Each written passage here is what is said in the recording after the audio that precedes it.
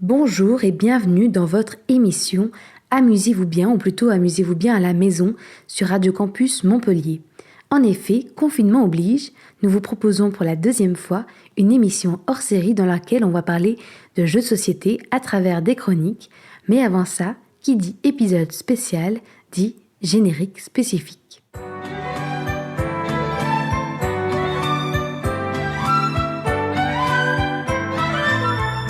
Ça veut dire quoi, contagieux? Quand il y en a un qui tousse, les autres peuvent se mettre à tousser. Est-ce que c'est dangereux comme jeu? S'il vous plaît, jouez à un jeu plus calme. Est-ce que tout le monde est prêt? Je n'ai personne avec qui jouer. Regardez, les voilà. Alors qui veut y jouer? 3, 2, 1. Vous n'allez pas vous ennuyer.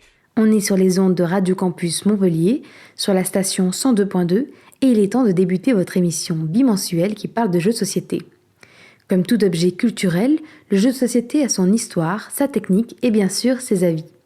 C'est pourquoi, toutes les 2 semaines, on espère vous donner l'occasion d'en apprendre un peu plus sur ce monde ludique et par-dessus tout, on espère vous donner l'envie de jouer à votre tour. Amusez-vous bien à la maison partie 2, c'est toujours l'occasion de découvrir des jeux qui vont vous permettre de vous échapper, de vous animer et de vous divertir pendant cette période casanière. Radio Campus Montpellier, 102.2 FM. Avant de laisser la parole à mes camarades, moi c'est Gaëlle et je vous présente mes chroniqueurs et chroniqueuses en ce jour. Je souhaite la bienvenue à Marie, Simon et Vincent, dont c'est la première aujourd'hui, qui vont nous parler de leur jeu de confinement. Alors c'est parti pour ce deuxième hors-série. Amusez-vous bien à la maison. Et vous serez répartis dans vos maisons.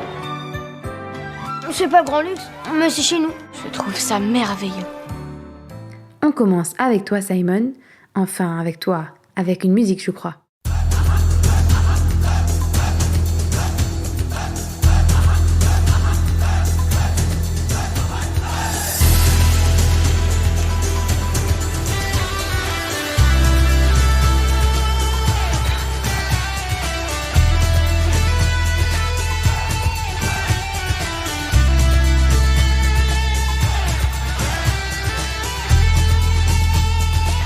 Qui n'a jamais rêvé de partir à la chasse au trésor? En ces temps de confinement, il est vrai que cela donne envie. S'évader, penser à autre chose, partir à l'aventure. L'île au trésor de Marc Paquin et Vincent Dutré va vous permettre cela. Durant 1 heure de jeu, vous serez répartis aux 4 coins d'une île des Caraïbes à la recherche du trésor caché de Long John Silver. La particularité du jeu, c'est qu'il repose sur une mécanique asymétrique. En effet, au cours d'une partie, certains joueurs joueront les pirates à la recherche du trésor, tandis qu'un des joueurs jouera Long John Silver himself. Ce jeu s'articule donc autour de 2 parties. La première, qui est la plus longue, est consacrée à la recherche du trésor par les pirates pendant que Long John croupit en prison. Au cours de cette partie, ce dernier donnera des indices aux pirates pour retrouver son trésor, tout en essayant de brouiller les pistes et de bluffer par moments. Le but du jeu étant que le premier pirate qui retrouve le trésor remporte la partie. Les pirates ont donc la possibilité de parcourir la carte et de chercher le trésor. Pour ce faire, le matériel de jeu est vraiment incroyable. Paravent pour séparer les joueurs, mini-figurines pour représenter son personnage, qui a d'ailleurs ses propres capacités au passage, mini-cartes par joueur et surtout compas, règles et boussoles utilisables. Le jeu vaut bien sa 40aine d'euros investis qui, contrairement à certains jeux sont là pour faire joli, ici ont leur réelle importance. Parce qu'il est bien là le tour de force de Marc Paquin. Rendre la chasse au trésor le plus fidèlement possible sur un plateau de jeu. Et oui, quand on pense à chasse au trésor, on pense aux cartes, aux compas des pirates, et bien tous ces éléments, on va les utiliser réellement pour retrouver le trésor de John Silver. Ainsi, quand vous déplacez votre personnage sur la somptueuse carte du jeu, vous devez réellement tracer votre déplacement à l'aide d'un feutre à la couleur de votre figurine. La carte devient rapidement un réel terrain de chasse avec toutes les marques de déplacement ou de recherche effectuées par les joueurs. Et ça, c'est diablement efficace. Mais comme je vous le disais en début de présentation, l'île au trésor se joue en 2 parties. La première dure 19 ou 17 tours, selon le nombre de joueurs, soit 19 ou 17 jours représentés par un calendrier se situant en bas de l'immense carte. À partir du moment où vous atteignez ce 19e tour ou ce 17e tour, en fonction du nombre de joueurs encore une fois, c'est que le trésor n'a toujours pas été trouvé, puisque le jeu s'arrête quand un pirate retrouve le trésor. C'est à ce moment-là que Long John Silver a la possibilité de remporter la partie. En effet, le célèbre pirate s'échappe de la tour où vous l'aviez enfermé un peu plus tôt et s'engage alors un dernier sprint pour rejoindre le trésor.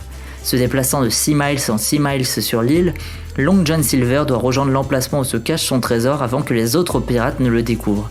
Et si c'est le cas, Long John Silver récupère son trésor et remporte la partie au nez à la barbe des autres pirates. Là encore réside l'intérêt du jeu dans cette seconde partie. Ils sont en effet rares les jeux de société qui changent leur gameplay durant la partie. Pour le joueur, c'est synonyme de renouveau et ça permet de ne pas s'installer dans une routine, ce qui est vraiment fort appréciable.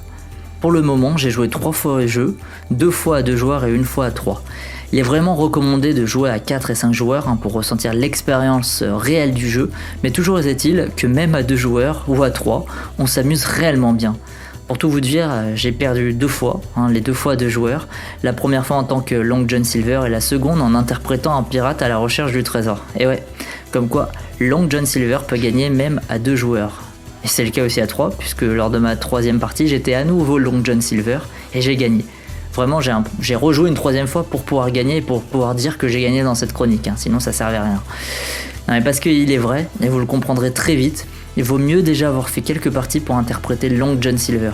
Il est souvent difficile d'atteindre la seconde partie du jeu, c'est-à-dire le 19e jour ou 17e tour, et il faudra ruser de feinte et de finesse pour remporter la partie avec lui, soit des qualités contraires à moi pour le moment, même si j'ai un peu dérogé à la règle sur cette dernière partie que j'ai remportée. Voilà, je préfère encore le dire une fois, ça me fait plaisir.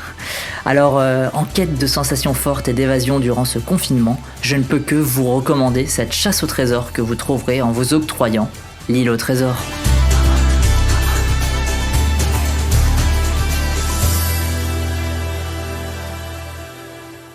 Merci Simon de cette chronique enthousiasmante avec la fameuse musique de l'émission La Carte au Trésor. Je me demande si tu n'as pas un peu traîné devant la télé durant ce confinement. En tout cas, j'imagine que ça a été le cas de Marie, puisqu'elle nous parle encore une fois de Benedict Cumberbatch, non ? Merci Gaëlle. Il est temps à présent que je vous parle d'un petit jeu que j'aime tout particulièrement, et ce pour plusieurs choses. Il est joli, il est efficace, et surtout c'est un jeu d'enquête qui se passe dans l'univers de Sherlock Holmes. Et il n'en fallait pas plus pour me séduire en grande fan des aventures du célèbre détective. Alors attachez vos ceintures, on retourne au XVIIIe siècle, le temps d'une enquête au cœur du Londres victorien avec Sherlock XIII. Édité par Leteia, c'est un jeu de l'auteur Hope S. Wang et illustré par Vincent Dutray. Comme je vous le disais, c'est une petite boîte, et qui dit petite boîte, dit petit jeu. Effectivement, Sherlock XIII, c'est un jeu fait pour les amoureux des parties courtes et efficaces, mais c'est surtout un jeu que vous pouvez emporter partout et lancer une partie entre 2 activités. Vous y passerez de 15 à 20 minutes environ selon le nombre de joueurs, qui peut varier de 2 à 4, et le tout à partir de 10 ans. Donc c'est un jeu assez simple. Un jeu parfait pour le confinement, si vous n'êtes pas seul ou si vous n'êtes que 2. Ce que je ne vous dis pas en revanche, c'est que Sherlock XIII ressemble grandement à un jeu de société de notre enfance. Je veux bien sûr parler du Cluedo. Alors je sais qu'il existe 2 teams à ce sujet, celle qui adore le jeu et qui en ont de super souvenirs, et celle qui l'aime beaucoup moins, voire pas du tout, donc la team que je ne comprends pas. Vous l'aurez compris, le Cluedo ça fait partie de mes basiques de fondation dans ma découverte et mon amour du monde des jeux de société. Mais j'ai tout de même essayé de comprendre. J'ai mené ma petite enquête de mon côté, pour savoir ce qu'on pouvait bien détester dans ce jeu si sympathique. J'ai interrogé un détracteur du Cluedo qui n'était pas avare de critiques. Alors, qu'est-ce qu'on reproche au Cluedo pour commencer ? Le Cluedo ? Bon... Ouais. Et déjà, est-ce que c'est un jeu le Cluedo ? Vraiment, quand on y joue, mais on se fait chier, on s'emmerde. J'ai l'impression que ça finit pas, quoi. Trop long. Pourtant, il me semble que les parties longues sont toujours riches en rebondissements. Enfin, qu'à cela ne tienne, comme je vous le disais, Sherlock XIII est une version raccourcie du Cluedo, idéale pour celles qui n'ont pas forcément beaucoup de temps ou qui aiment les parties rapides comme ce monsieur. Quoi d'autre à part ça ? Il y a plein de petites pièces qui servent à rien, on peut jamais y jouer rapidement, c'est trop chiant. Trop d'éléments. Bon, c'est ce qui fait la beauté du jeu, ces petits pions armes, ce plateau plan de château, ces cartes personnages. Mais bon, soit. Le principe de jeu de Sherlock XIII n'est basé que sur les cartes personnages. Il y en a 13, évidemment, tous et toutes associés à des symboles. Des livres, des colliers, des insignes de police. Vous n'enquêtez que sur ces symboles, à l'aide de votre petite fiche d'enquêteur ou d'enquêtrice, cachée derrière un paravent. Des paravents richement dessinés d'ailleurs, avec 4 magnifiques visuels différents. Astucieux, non ? Plus d'encombrement, plus de plateau, le jeu se faufile partout et en toutes circonstances. Comment ? Qu'est-ce que vous dites encore ? Le colonel Moutarde, Rose, je m'en bats les reins. Mais non, moi j'en ai marre du Cluedo, j'en ai marre. Quoi ? Vous en avez marre du colonel Moutarde, de Mademoiselle Rose et du révérend Olive ? Eh bien, pas de panique, même si moi je les trouve super attachants, Sherlock XIII, comme dit en début de chronique et comme son nom l'indique, fait partie du monde de Sherlock Holmes. Tous les personnages sont donc tirés de cet univers. Le célèbre détective, bien entendu, mais aussi John Watson, Mary Morstan, Lestrade et Moriarty, et tout le monde peut être coupable, même Sherlock. D'ailleurs, il y a 2 façons de jouer selon le nombre de joueurs-joueuses. 3 personnages sont cachés à 2, puis un seul lorsque l'on est plus. Mais j'ai l'impression que le jeu a un petit faible pour Mycroft Holmes. Oui, à chaque fois que j'ai joué à Sherlock XIII, Mycroft était le coupable à tous les coups. Étonnant, non ? Une dernière remarque ? J'espère bien qu'il y a des jeux qui ressemblent un peu au Cluedo et qui soient mieux que ça. Voilà, c'est dit. Bon, cessez de râler. J'ai trouvé le jeu qui est fait pour vous, Sherlock XIII. Vous ne pourrez plus dire que vous n'aimez pas le Cluedo. Alors, on fait une partie ? Merci Marie pour cette chronique, tout en jeu de rôle. Je ne sais pas qui est ce garnement qui n'aime pas Cluedo, mais d'après moi, ce ne sont que des vilains garçons qui peuvent parler comme ça. Après, je dis ça, mais j'y connais rien moi en Bad Boy. Mieux vaut que je laisse l'incroyable Iseult nous en parler dans son titre Bad Boy.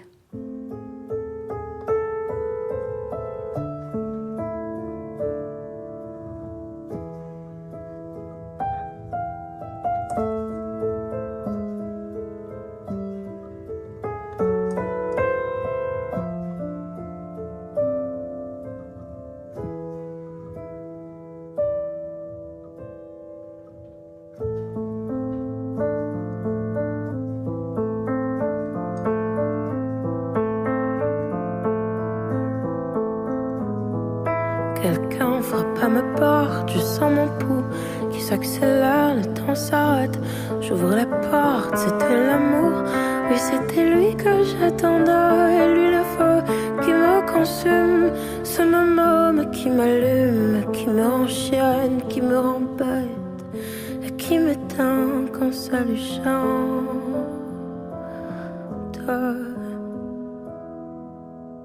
Je suis tombée amoureuse d'un bad boy. Me posez pas de questions, que ça vous plaise ou non, on s'aime. Le temps d'une chanson, je suis tombée amoureuse d'un bad boy. Me posez pas de questions. Au fond de lui, je sais qu'il m'aime, qu'il m'aime.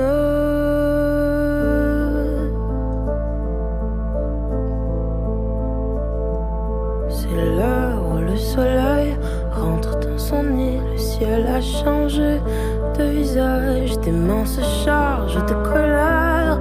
Où est l'homme que j'attendais? Encore on faisait l'amour. Aujourd'hui je suis poussière, même pas une larme pour ta reine en guise de pardon.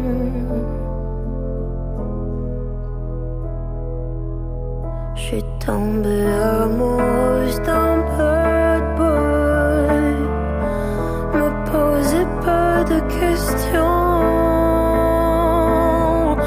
Ne croyez pas, je m'en fous. Il m'aime. Le temps d'une chanson. Je suis tombée amoureuse d'un bad boy. Me posez pas de questions. Qui de nous deux baissera les bras? Qui de nous deux partira? Le temps d'une chanson.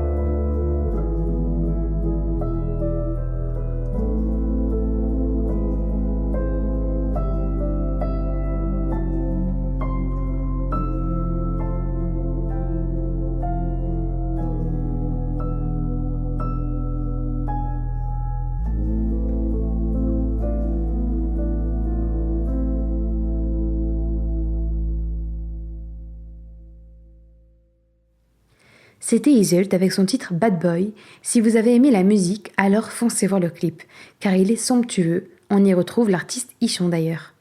Même pas une larme pour ta reine, nous dit Iseult dans ses sublimes paroles. Et je crois que c'est un message en adéquation avec le jeu dont va nous parler Vincent, qui fait sa première dans cette émission. Dis-nous tout Vincent, comment défendre notre reine ? Bonjour à tous. Premièrement, je suis ravi de pouvoir participer à cette émission étant moi-même mordu, comme on dit, de jeux de société. Et première chronique oblige, on va être original, on va parler confinement. Parce que oui, quand on est confiné en couple, en famille ou avec des potes, bref, à plusieurs, les jeux de société c'est le bonheur et on en trouve pour tous les goûts. Mais quand on est seul dans 15 mètres carrés, ou même seul dans 200 mètres carrés finalement, le choix de jeu est beaucoup plus restreint. Je vais donc parler d'un jeu de société qui se joue seul. Mais attention, contrairement à beaucoup de jeux qui ont un mode solo souvent moins bien que le mode à plusieurs, celui-ci est un jeu uniquement solo, et qui est bon pour tous, experts comme débutants. J'ai nommé Le Défi de la Reine de Kane Klenko, édité par Ori Games et Renegade. Kane Klenko qui a aussi fait Mission Pas Possible pour les connaisseurs. Mise en situation. Vous êtes Maya Cœur Ardent. Votre but, devenir reine des Antédragons de Brydon après un tournoi sans merci au sein d'une arène. Je ne vous en dis pas plus car une nouvelle d'une trentaine de pages est disponible dans la boîte de jeu, évoquant le conte des deux matriarches ainsi que les périples de Maya Cœur Ardent dans sa conquête du trône. Maintenant le jeu, qu'est-ce que c'est ? Le Défi de la Reine, c'est donc un jeu solo qui se présente avec un plateau circulaire au milieu duquel vous, Maya Cœur Ardent, entouré de 6 ennemis redoutables, numérotés donc de 1 à 6. Vous avez à votre disposition une dizaine de dés et une application smartphone, mais qui sert surtout à faire chronomètre et à vous rappeler les règles. Puis, vous aurez 1 minute par round et autant de rounds que nécessaire pour que la partie se termine, pour lancer vos dés, en récupérer, les organiser, les relancer, les réorganiser, et ainsi de suite, jusqu'à être satisfait du round ou jusqu'à la fin du chrono. Vous devrez associer à chaque ennemi leur dé correspondant, par exemple à l'ennemi 4, les dés qui ont fait un 4, mais aussi parfois des dés d'une certaine couleur, et à partir de cette répartition, les attaques sont résolues, et en gros, soit vous prenez des dégâts, soit vous en mettez. Et bien sûr, chaque ennemi a ses particularités. Et quand l'un demeure, il est remplacé par un nouveau, et on gagne quand on en a tué 8. Ou on perd quand on n'a plus de vie. Déjà, la première partie est un petit défi, mais avec ça viendront s'ajouter autant de modules que vous le souhaitez parmi 8, faisant référence aux événements présents dans la nouvelle, ajoutant des chars de combat, des politiques, des objets, un dragon, bref, de quoi pimenter le tout en augmentant la difficulté, mais aussi en permettant une très bonne rejouabilité, car on peut choisir de faire comboter tous les modules qu'on veut. C'est pas long, comptez 15-30 minutes, 15 si vous vous faites dérouiller, 30 si vous gagnez ou presque, c'est dynamique, c'est stressant, c'est satisfaisant et c'est frustrant, bref, c'est excellent. Personnellement, je l'ai découvert pendant le premier confinement, donc pas longtemps après sa sortie, et c'était ce qu'il me fallait. J'avais toujours le plateau de près pas loin, et quand j'avais un moment, par exemple quand l'eau n'est pas chauffée, ce qui arrivait plutôt fréquemment, je me faisais un petit round, ou 2, ou 3, ou une partie, ou 2, ou 3. C'est le genre de jeu où c'est compliqué d'accepter une défaite, c'est toujours la photo D, soi-disant. Alors on recommence jusqu'à gagner. Et quand on a gagné, on recommence en plus dur, en ayant l'impression que c'était trop facile, alors que ça fait 20 minutes qu'on sue. Et donc on peut se retrouver pendant un sacré moment à marmonner tout seul. Mais non mais pas un 2, tiens prends ton 6 toi, mais attends mais pourquoi j'ai mis ça là, oh putain y'a plus le temps et allez. Bref, vous l'aurez compris, c'est selon moi un jeu parfait quand on est seul, avec un joli goût de reviens-y. Bonne chance pour sauver le trône de Brydon. Merci Vincent pour cette chronique qui nous montre que les jeux de société sont tout aussi bons en individualité. Et je suis, grâce à toi, prête à relever le défi de ta reine. C'est toujours Gaëlle qui vous parle, et cette fois pas de présentation de ma part, puisque c'est à mon tour de vous retrouver pour ma chronique. Vous n'en pouvez plus de voir votre salon, votre chambre et votre salle de bain en boucle, votre cuisine remplie de farine et de macaroni de la veille. Alors vous savez quoi ? Il faut partir. Partir loin, partir près. C'est pareil, tant qu'on prépare une valise et go, nous voilà dans un nouveau monde. Je sens que je commence à vous faire rêver. Mais malheureusement, les voyages, en ce moment, c'est pas trop ça. Du coup, j'ai la solution. Ladies and gentlemen, votre animatrice vous souhaite la bienvenue à bord de cette chronique à destination de Boomerang. Afin de choisir votre destination idéale, les éditions Great Games et Matago vous proposent un Boomerang Australia qui a fait son apparition en début d'année, ainsi qu'un Boomerang Europe et USA, tous deux sortis ce mois-ci. Le temps de vol de Boomerang est de 15 minutes environ. Le jeu souhaite la bienvenue aux 8 ans et plus pour former des rangées de 2 à 4 joueuses et joueurs. La destination s'annonce ensoleillée, merci à Scott Ames et Kerry Etken pour la création et l'illustration de ce voyage. Ouh là là, il ne faut pas que j'aille trop loin dans mes désirs de destination. Car pour l'instant, et encore je me fais des illusions, il est préférable d'envisager seulement l'Europe. C'est pourquoi j'ai testé pour vous, mais aussi pour moi, le tout nouveau Boomerang Europe. Pour ce qui est du pitch officiel, il est dit « Dessiner des lieux de tout le continent européen tout en collectant des ensembles d'activités et en dégustant des plats délicieux pour gagner le plus de points possible. » Mais tout ça reste un peu flou. Donc pour vous expliquer rapidement, Boomerang est un jeu de draft and write, c'est-à-dire qu'on s'échange les cartes de notre main et on écrit les scores qu'on a obtenus sur une feuille attitrée qui nous aidera à élaborer une stratégie. Chaque carte correspond à un pays qui lui-même appartient à une région, et chaque carte a des qualités de tourisme spécifiques. Il y a 4 manches où tout le monde joue simultanément. Chaque joueur a 7 cartes en main. Il en choisit une et les fait passer à la personne à sa gauche, fait passer le reste, jusqu'à épuiser le stock. La chance rentre bien sûr dans l'équation de ce jeu, puisque tout dépend des cartes qu'on obtient, mais il faut savoir choisir la bonne stratégie au bon moment tout de même. On peut par exemple choisir la carte France, qui nous rapportera 3 points de gastronomie. Ce que j'aime dans ce jeu, c'est son efficacité. Dans sa petite boîte de 18 cm sur 13, on retrouve tous les secrets d'un bon roll and write, c'est-à-dire, en un mot, de la satisfaction. Faut pas se leurrer, dans ce genre de jeu, ce qui plaît, c'est de se fixer un objectif et d'y arriver. Et pourquoi pas, en prime, avoir mieux que les autres. On a notre petite carte représentant l'Europe colorée et divisée par région, et il nous tarde qu'une chose, c'est de cocher tous les pays qu'on a su aller visiter. Je vous rassure, on profite quand même du paysage puisqu'un dessin illustre chaque pays. Pour vous montrer combien cela est efficace, j'ai sorti la boîte avec ma mère. Vous aurez compris que je suis confinée chez mes parents. Et malgré des soucis de concentration avec les jeux de société, elle a fini par appréhender le jeu et même développer sa stratégie. En 15 minutes donc, elle s'est amusée, a visité des pays et a même obtenu le meilleur score dans la catégorie qu'elle s'était fixée. Je vous promets, cette chronique n'est pas sponsorisée. Et en voilà la preuve, avec les petits défauts que je reproche à Boomerang Europe. Tout d'abord, une erreur d'édition qui perturbe quand même pas mal. Au moins 6 pays sont mal placés sur la carte de l'Europe. Pour un jeu de géographie, c'est quand même pas terrible. Et deuxième défaut, mais beaucoup plus minime, j'aurais préféré avoir des petites ardoises et feutres afin de réutiliser à volonté les feuilles de score, plutôt qu'un gros paquet de celles-ci, et des crayons, mais en vrai, on peut gommer, donc tout va bien. Pour finir, j'ai aussi testé Boomerang Australia, mais cette fois-ci en virtuel sur le site spécialisé Board Game Arena, et je trouve que ça fonctionne vraiment très bien digitalisé. En plus, ça permet de tester un autre boomerang, donc pas mal. Les points se comptent tout seuls et c'est agréable, bien que rien ne vaut la magie du jeu de société matériel et de la galère pour compter nos points. Enfin, ça c'est mon avis. En tout cas, j'ai hâte de tester la version USA pour développer mon expertise. Si vous avez aimé des jeux comme Welcome ou Silver and Gold, alors vous aimerez sûrement la famille des boomerangs. Et si vous êtes sur Montpellier et que vous vous dites « Quel malheur ce confinement, je ne peux pas acheter ce jeu qui pourtant donne tant envie », sachez que votre boutique locale Excalibur propose un click and collect et des livraisons et que le jeu vous reviendra à 14,50 €. J'espère que ma chronique vous aura donné l'envie de jouer à Boomerang Europe ou à d'autres jeux de société, à la maison évidemment. Radio Campus Montpellier, 102.2 FM.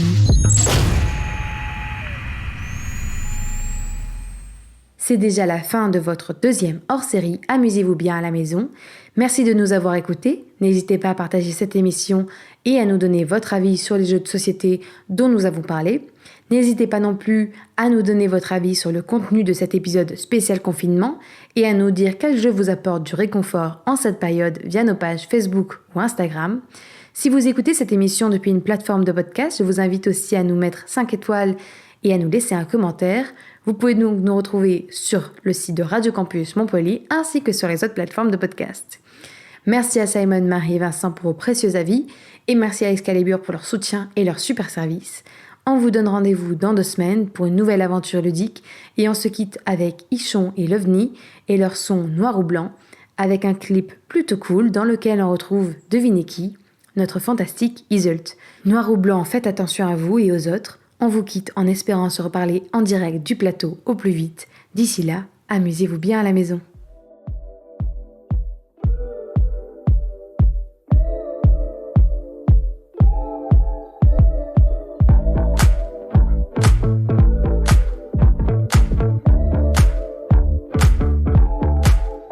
T'es venue toute seule, reste pas toute seule.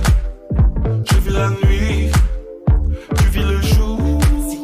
Tu cherches l'amour, viens faire un tour. Si t'as besoin,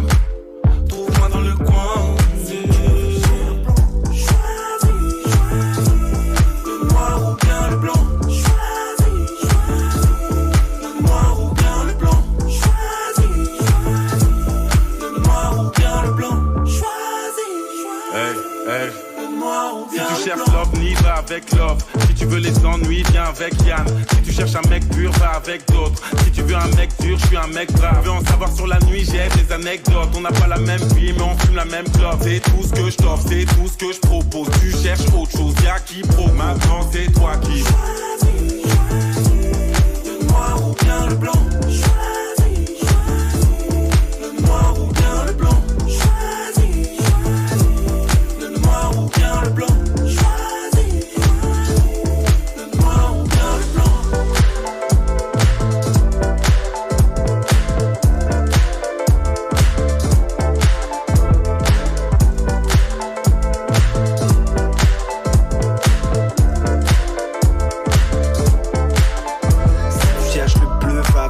Si tu cherches l'amour, je te ferai pas de fiston, y'aura pas de bon, non, non, non. Fais ton choix, prends ton temps. On parle pas la même langue, mais on se comprend. On peut le faire si on se concentre. C'est dur, mais faut qu'on s'entende. Il